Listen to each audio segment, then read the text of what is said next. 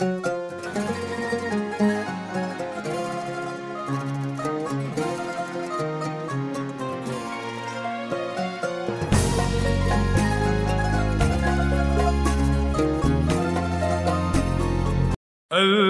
للثالوث القدوس المتساوي في الجوهر.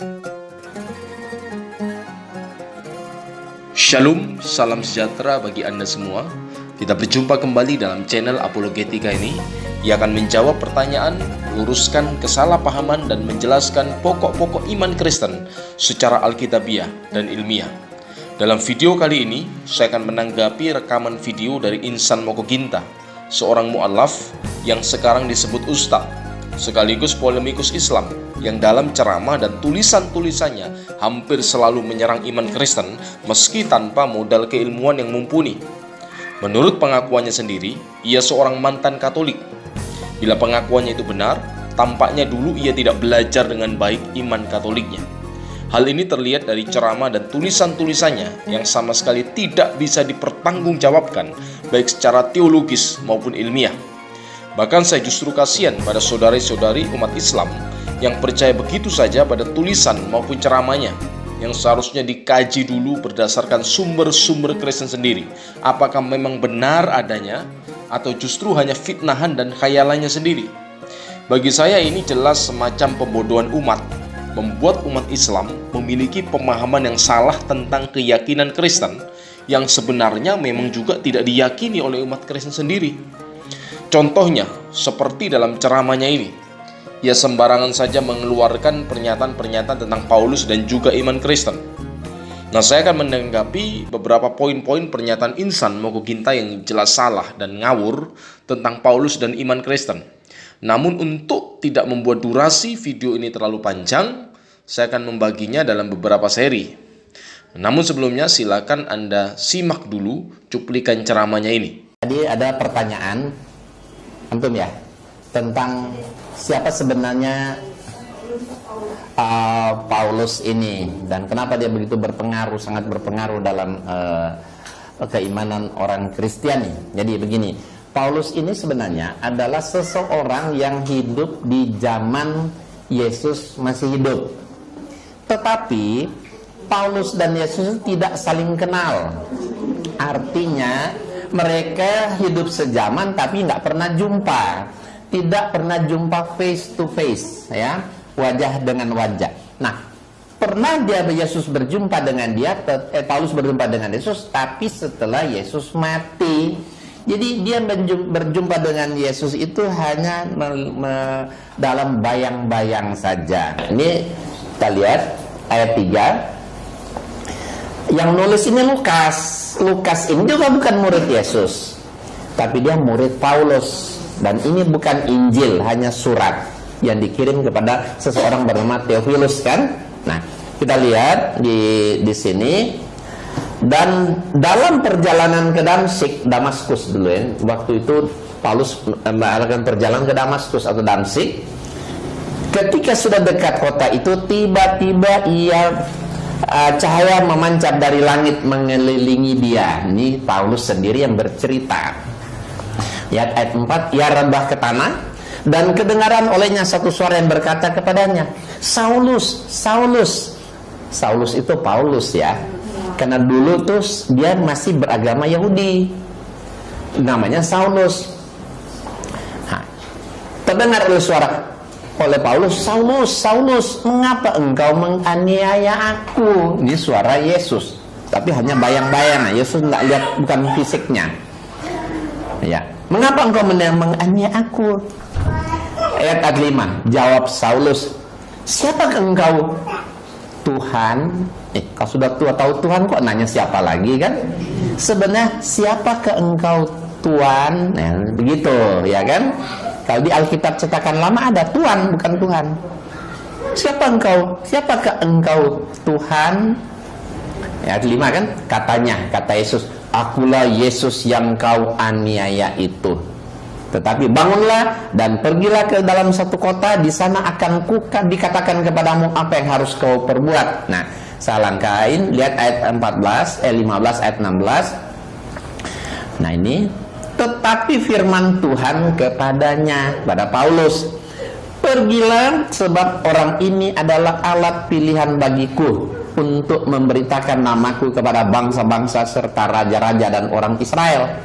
Aku sendiri akan menunjukkan kepadanya, maksudnya kepada Paulus, betapa banyak penderitaan yang harus ia tanggung oleh karena namaku, Yesus. Jadi seolah-olah di sini ya, dia lihat ayat 15, sebab orang ini adalah alat pilihan bagiku. Jadi ini terlihat sekali, jadi Paulus ini seolah-olah orang yang dipakai oleh Yesus, ya kan, sebagai penerus risalah Yesus. Makanya orang Kristen ya harus mengamalkan ajaran Yesus ini, karena mereka sangat yakin Yesus yang memilih dia, gitu kan, untuk meneruskan risalah Yesus. Seperti itu. Padahal Paulus ini waktu itu dia belum beragama Kristen.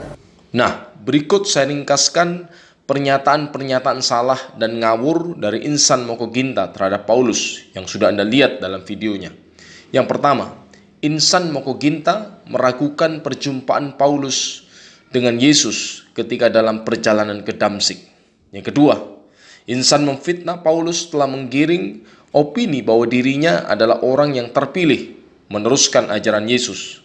Yang ketiga, Insan Mokoginta menyelewengkan pernyataan Paulus dalam surat Roma pasal 3 yang ke-7 yang memfitnah bahwa Paulus telah berdusta atau menggunakan kebohongan dan dusta dalam pemberitaan Injil. 4. Insan Mokoginta memfitnah Paulus telah mengajarkan hal-hal yang bertentangan dengan ajaran Yesus. Yang kelima, Insan mempersoalkan latar belakang Paulus sebelum ia menjadi pengikut Yesus dan menyaksikan perubahan hidup yang dialami oleh Paulus setelah pertobatannya. Itulah beberapa poin pernyataan Mokoginta yang akan saya tanggapi. Dalam bagian pertama ini, saya akan menanggapi pernyataan Mokoginta tentang pengalaman spiritual Paulus yang diopinikan seolah-olah Paulus hanya berhalusinasi saja. Namun sebelumnya, saya akan menyampaikan dulu secara singkat tentang biografi Paulus. Paulus adalah seorang Yahudi tulen yang berasal dari keturunan Benyamin. Ia dilahirkan di kota Tarsus, wilayah Kilikia di Turki modern saat ini. Meskipun ia memiliki kewarganegaraan Roma, tetapi ia dibesarkan di Yerusalem, bahkan menjadi murid Gamaliel, seorang rabi yang terkenal pada zamannya. Dalam agama Yahudi sendiri, ia tergabung dalam mazhab Farisi, mazhab agama Yahudi yang paling keras. Berdasarkan fakta ini, tentu pemahaman keagamaan Paulus tidak perlu disangsikan lagi, dan secara otomatis mematahkan anggapan adanya pengaruh Helenis, pengaruh ajaran-ajaran kafir Yunani dalam tulisan-tulisan Paulus. Kembali lagi dalam poin yang akan saya bahas, Insan meragukan pengalaman spiritual Paulus, seolah-olah Paulus hanya berhalusinasi saja. Nah, kalau kita mempelajari dengan baik kisah pengalaman spiritual Paulus, jelas hal itu tidak bisa dianggap subjektif.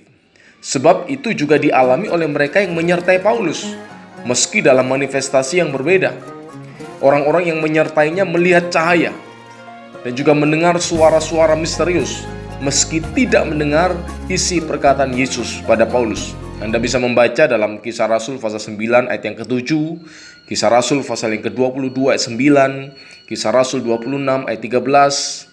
Dan tidak ada dokumen abad pertama yang membantah kesaksian Paulus yang disampaikan beberapa kali secara terbuka. Dan justru inilah yang menjadi kekuatan kesaksian pengalaman spiritual Paulus berjumpa dengan Yesus yang sudah bangkit. Yang lebih penting dari itu, kerasulan Paulus tidak hanya didasarkan pada pengalaman spiritualnya, tetapi juga penerimaan dirinya oleh ke-12 rasul murid Yesus. Dikisahkan berulang kali dalam Perjanjian Baru bagaimana Paulus berjumpa dengan para rasul di Yerusalem dan mereka mendukung penuh pelayanan Paulus. Terakhir, sebagai pertanyaan refleksi pada seri pertama ini, apakah prinsip yang dipakai oleh Insan Mokoginta dalam menilai panggilan kerasulan Paulus yang dianggapnya hanya berjumpa dengan bayang-bayang Yesus dapat juga diterapkan pada keyakinan yang baru? Jika Insan Mokoginta melihat video ini, silakan beliau menjawabnya. Kiranya video ini memberikan pencerahan bagi Anda semua. Dan nantikan tanggapan saya selanjutnya, di mana saya akan menampilkan sumber Islam kuno yang menyinggung tentang sosok Paulus dalam nuansa yang lebih positif, bahkan menyebut Paulus sebagai Rasul. Silakan Anda share, komen, dan subscribe channel ini untuk menjadi bagian dari pelayanan apologetika ini. Terima kasih, Tuhan Yesus memberkati.